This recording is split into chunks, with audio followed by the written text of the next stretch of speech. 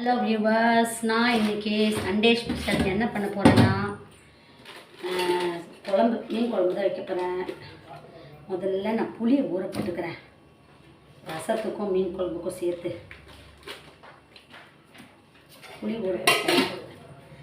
White ரைஸை ஊற போட்டுக்கிட்டேன். அடுத்தது மீனை கழுவணும்.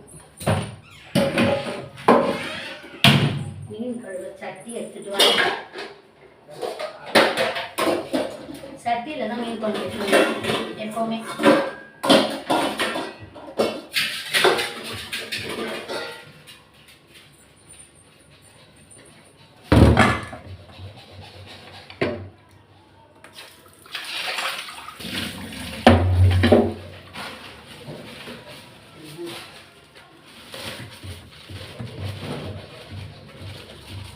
பெரிய பெரிய மீனாக இருக்குது.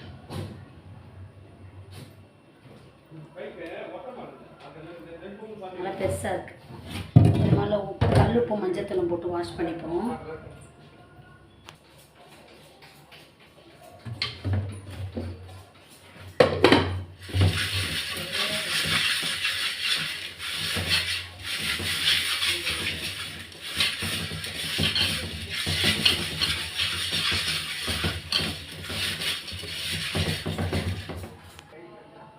கழுவிட்டேன். நல்லா உப்பு போட்டு மஞ்சத்தூள் போட்டு தேய்ச்சிருக்கேன். போதும். மீன் பாருங்க நல்லா சுத்தமாகிடுச்சு.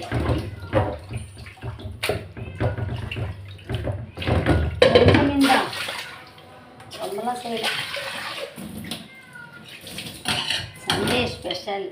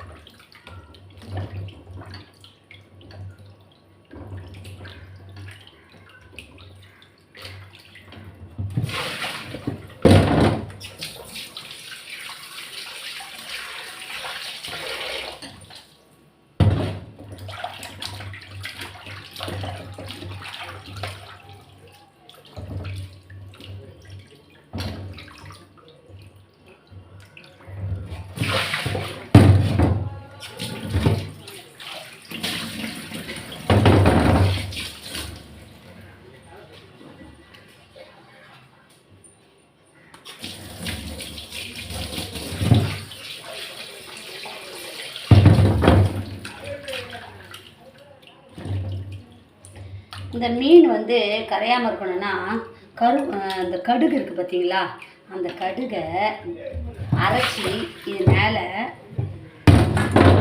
தடவிடணும். தடவிட்டால் இந்த மீன் வந்து கரையாமல் வரும். இப்போ புளியை கரைச்சிக்கிறேன். புளியை கரைச்சி முதல்ல அந்த மீனை ஊற்றிக்கிறேன். கொஞ்சம் கெட்டியமாகவே கரைச்சி ஊற்றிக்கிடலாம். இப்போ நான் கரைச்சி தான் மீன் குழம்பே வைக்க போகிறேன். இந்த புளியை கரைச்சி தான்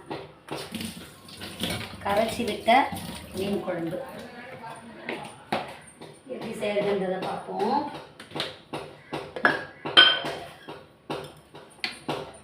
இப்போ வந்து கல்லுப்பு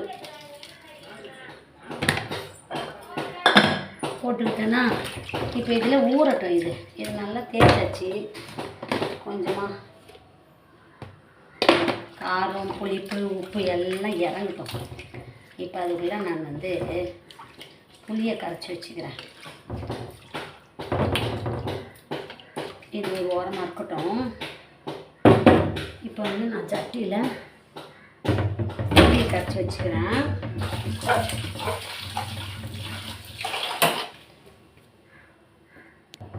கரைச்சி விட்டேன் மீன் குழம்பு. முதல்ல அந்த தக்காளியை நல்லா பிசைஞ்சுக்கிடலாம். தக்காளி பிசைஞ்சு அரைச்சி விட்ட மீன் குழம்பு, கரைச்சி விட்ட மீன் குழம்பு, அரைச்சி விட்ட மீன் குழம்பு.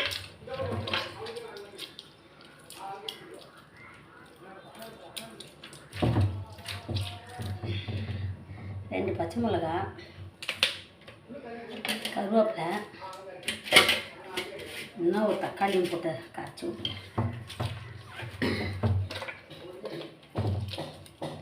இப்போ அதை அப்படியே இதில் வச்சுருவேன். இது அடுப்பில் இதெல்லாம் நல்லா பிசைஞ்சிக்கணும். தக்காளி கொஞ்சம் பழமாக இருந்தால் பரவாயில்ல, கொஞ்சம் காய் வாட்டத்தில் இருக்குது. அதில் எப்படி இருந்தாலும் உப்பு போட்டேன், இதில் இன்னும் கொஞ்சம் உப்பு போட்டுக்கிறேன்.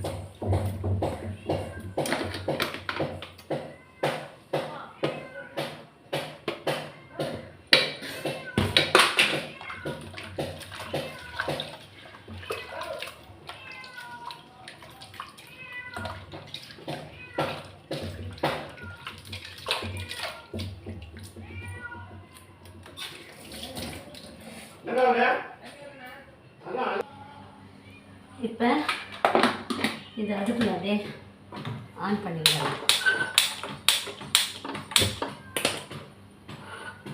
இப்போ ஸ்டவ் ஆன் பண்ணிட்டேன். இந்த குழம்பு கொதிக்கட்டும். அதுக்குள்ள சாம்பார்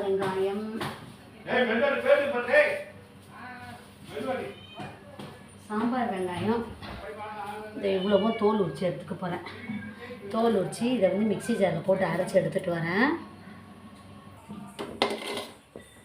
குழம்பு கொதிக்கிறதுக்குள்ள சாம்பார் வெங்காயத்தெல்லாம் கட் பண்ணிட்டேன். இந்த தோல் உரிச்சிட்டேன். நான் இவ்வளோத்தையும் அரைச்சிக்க போகிறேன். சாம்பார் வெங்காயத்தை வந்து அரைச்சி போட்டால் தான் உடம்புக்கு நல்லா சாப்பிட முடியும். முழுசாக இருந்தால் தூக்கி போட்டுருவாங்க பசங்க. அதனால் நான் எப்போயுமே அரைச்சி போட்டுருவேன். அது குழம்ப மிங்கிள் ஆகிடும். நம்ம அப்படியே சாப்பிட்றலாம். சாம்பார் வெங்காயம் அவ்வளோ நல்லது உடம்புக்கு. நான் மோஸ்ட்லி சாம்பார் வெங்காயம் யூஸ் பண்ணால் நல்லது. உரிக்க சோம்பேறித்தனப்படுவாங்க ஒரு சிலர். அந்த சோம்பேறித்தனம் பார்க்காம நம்ம சாம்பார் வெங்காயத்தை உரித்து போட்டு நம்ம சமையலுக்கு யூஸ் பண்ணால் உடம்புக்கு அவ்வளோ நல்லது. நாள்பட்ட பைல்ஸ் எல்லாம் கூட சரியாகும், சளியெல்லாம் சரியாகும், எதிர்ப்பு சக்தி வரும் இந்த சாம்பார் வெங்காயத்தில். அதனால் மோஸ்ட்லி சாம்பார் வெங்காயம் யூஸ் பண்ணால் நல்லது. முடியாத பட்சத்தில் பெரிய வெங்காயம் யூஸ் பண்ணலாம். ஆனாலும் சாம்பார் வெங்காயத்தில் இருக்க சத்து பெரிய வெங்காயத்தில் கம்மி தான். இதை நான் மிக்ஸி ஜாரில் போட்டு அரைச்சிக்கிடுறேன். அரைச்சி எடுத்து வரேன். இந்த மாதிரி சாம்பார் வெங்காயத்தை இதோட கொஞ்சம் சீரகத்தையும் போட்டு நான் அரைச்சிக்கிறேன். செம்ம டேஸ்ட்டாக இருக்கும். சாம்பார் வெங்காயத்தை நல்லா அரைச்சிட்டேன்னா கொஞ்சம் சீரகத்தையும் போட்டு அரைச்சிக்கிறேன். மீன் குழம்பே ஒரு வாசனையாக இருக்கும். இப்போ நல்லா அரைச்சிட்டேன். நான் வந்து இது இந்த குழம்புலையே போட்டுக்கிடுறேன். இனிமேல் தாளிக்கிறதுக்கு பெரிய வெங்காயத்தை அரிஞ்சிக்கிடணும். இதிலே நான் மிளகு சீரகம்லாம் கூட அரைச்சிப்பேன் இந்த மிக்ஸி ஜார்லேயே. இப்போ சாம்பார் வெங்காயத்தையும் சீரகமும் அரைச்சி போட்டுக்கிட்டேன்னா இப்போ அது நல்லா கொதிக்கட்டும். நல்லா கொதி வரட்டும். தாளித்து போடணும். இப்போ பெரிய வெங்காயத்தை அரிஞ்சிட்டு வரேன். அரிஞ்சிட்டு குழம்பு நல்லா தாளித்து போட்டுக்கிடலாம். அது வரைக்கும் குழம்பு நல்லா கொதிக்கட்டும். செம்ம டேஸ்ட்டுப்பா. இந்த குழம்பு கொதிக்கும் போதே அவ்வளோ வாசனையாக இருக்குப்பா. செம்ம வாசனையாக இருக்குது. இப்போ இதை அப்படியே நல்லா தாளித்து போட்டு முதல்ல எண்ணெயை போட்டு ஒரு கடை எடுத்துக்கிறேன். டீ கடாயில் தான் நான் தாளிக்க போகிறேன்.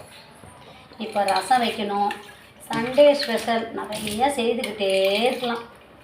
சமையல் எது தேவையோ நிறைய செய்யலாம். நான் ஒரு கடாய் அடுப்பில் வச்சுக்கிறேன். இப்போ குழம்பு டேஸ்ட்டு பார்ப்போம். நல்லா இந்த தக்காளியெல்லாம் கசைஞ்சு விட்டுப்போம். செம்ம டேஸ்ட்டு.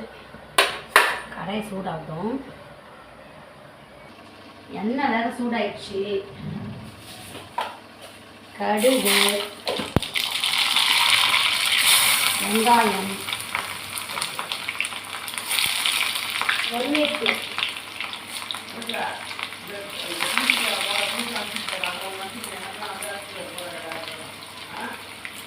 வெந்தயம் காமிச்சிட்டேனா.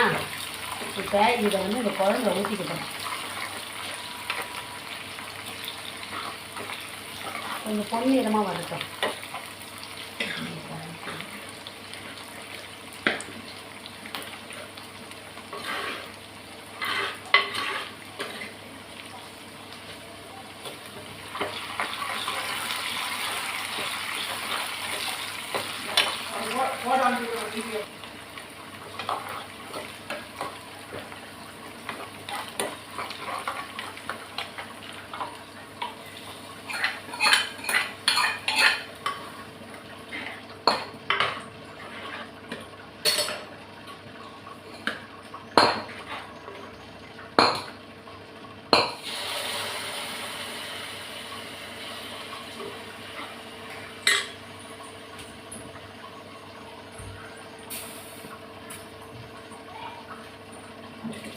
அப்படியே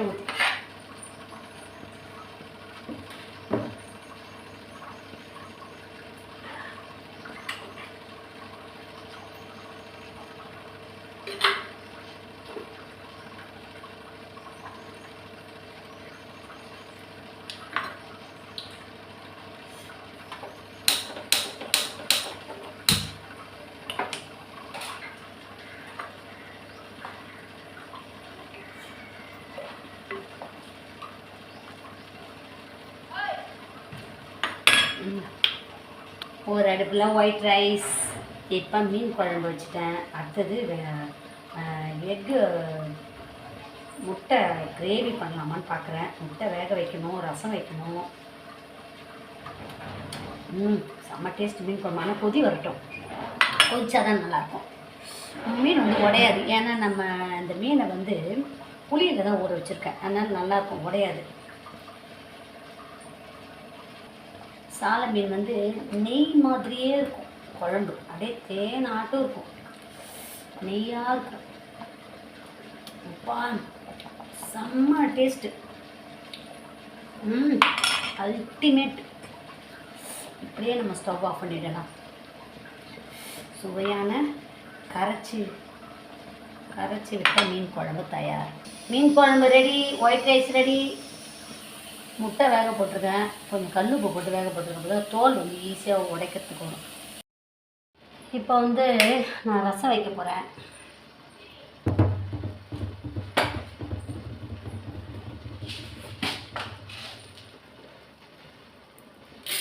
மிளகு,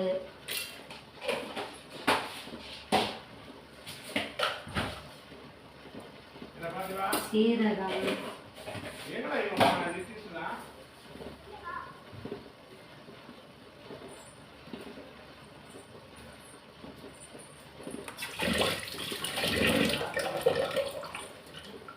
பச்சை மிளகா, தக்காளி,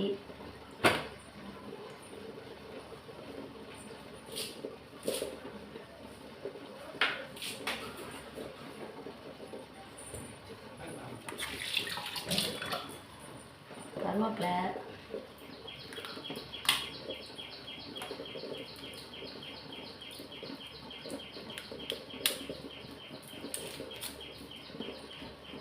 பூண்டு,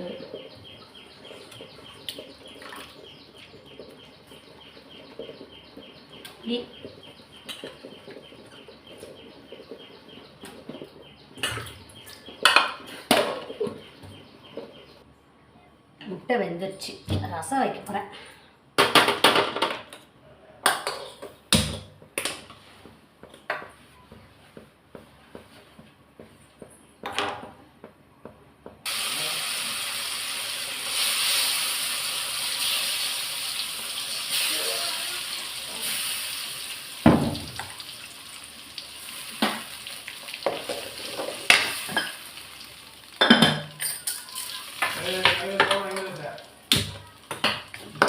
புளியெல்லாம் அரைச்சிட்டேன் நல்லாவே.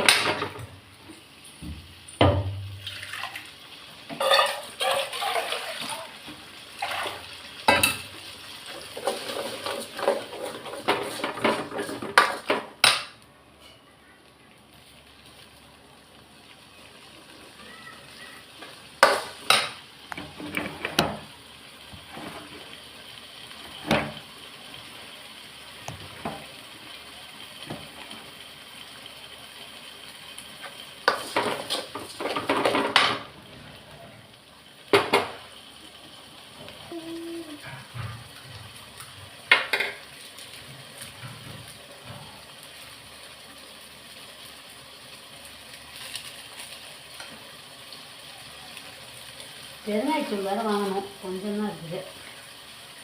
பெருங்காயத்தூள்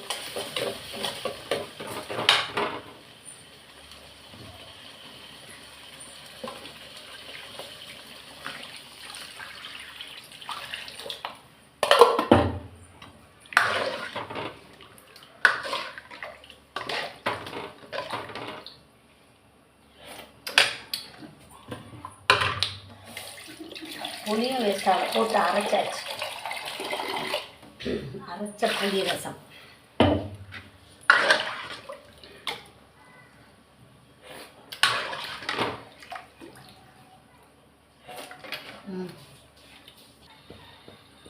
ரசம் ஆயிடுச்சு. இது வந்து ஆம்லேட்டுக்கு வெங்காயத்தை கட் பண்ணி சால்ட்டு போட்டு மிக்ஸ் பண்ணி வச்சுப்பேன். அப்போ தான் முட்டை ஆம்லேட் பண்ணும்போது முட்டையை உடச்சி ஊற்றிக்கலாம். ஊற்றிட்டு ஆம்லேட் பண்ணும்போது முட்டை சாஃப்டாக இருக்கும் ஆம்லேட். ஓகே, ரசம் ஆயிடுச்சு. எப்போவுமே நம்ம முட்டை ஆம்லேட் பண்ணுறதா இருந்தால் முதல்ல வெங்காயத்தை கட் பண்ணி போட்டு சால்ட்டு போட்டுக்கணும். போட்டு நல்லா ஊற வைக்கணும். 1 மணி நேரம் ஊறணும், சால்ட்டும் வெங்காயமும். அதுக்கப்புறமா சின்னதாக அரிஞ்ச வெங்காயம் சால்ட்டு ஊற வச்சுட்டு நம்ம எப்போ ஆம்லேட் பண்ண போகிறோமோ அந்த டைமுக்கு நம்ம முட்டையை ஊற்றி மிளகுத்தூள் போட்டு பச்சை மிளகாலாம் போட்டு நம்ம ஆம்லேட் பண்ணால் அவ்வளோ டேஸ்ட்டாக இருக்கும். ஆம்லேட் வந்து அவ்வளோ சாஃப்டாக சூப்பராக இருக்கும். நீங்கள் என்ன செய்து பாருங்கள். வெங்காயத்தை ஊற வச்சுட்டேன், ரசமும் கொதி வந்துச்சு, ஆஃப் பண்ணிடலாம். இப்போ நான் அந்த முட்டையை உடச்சிக்க போகிறேன். முட்டையை உடச்சி மீன் குழம்புல அப்படியே ஊற விட்டுருவேன். மீன் குழம்புல அப்படியே ஊறிக்கிட்டு உப்பு இல்லாமல் உள்ள பிடிச்சிரும். அதுக்கப்புறம் செம்ம டேஸ்ட்டாக இருக்கும். சூடாக இருக்குது. முதல்ல தண்ணி மாற்றிக்கணும்.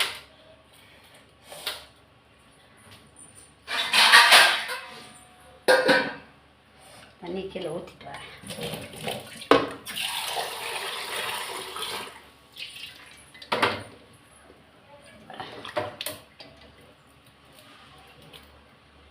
ஈஸியாக ஊறிக்கணும். எப்போயுமே சால்ட்டு போட்டு முட்டையை வேக வைக்கணும். அப்போ தான் ஈஸியாக பாருங்கள், தோல் எவ்வளோ ஈஸியாக வந்து பாருங்கள் உரிக்கிறதுக்கு. இப்போ இதெல்லாம் மீன் குழம்புல போட்டு ஊற வச்சுருவேன். அதுதான் சமையல் ஓவர். முட்டை ஆம்லேட் மட்டும் பண்ணணும். ரெடி. Lunch Sunday special. மதியானம் பிரியாணி வாங்கிக்கலான்னு பார்க்குறோம். கையோடு எல்லாம் எடுத்து க்ளீன் பண்ணணும். அப்போ தான் கிச்சன் க்ளீனாக இருக்கும். இப்போ இந்த மீன் குழம்புல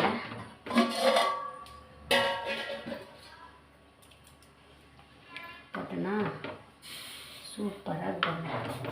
அப்படி இப்போ மீன் குழம்பு. இப்போ இந்த ரசத்தை முடிஞ்சிடும். ஒயிட் ரைஸ் எல்லாம் ஆயிடுச்சு. ஆம்லேட் மட்டும் பொறுமையாக. ஓகே, உங்களுக்கு இந்த லஞ்ச் பிடிச்சா சேனலை லைக் பண்ணுங்கள், ஷேர் பண்ணுங்கள், சப்ஸ்கிரைப் பண்ணுங்கள்.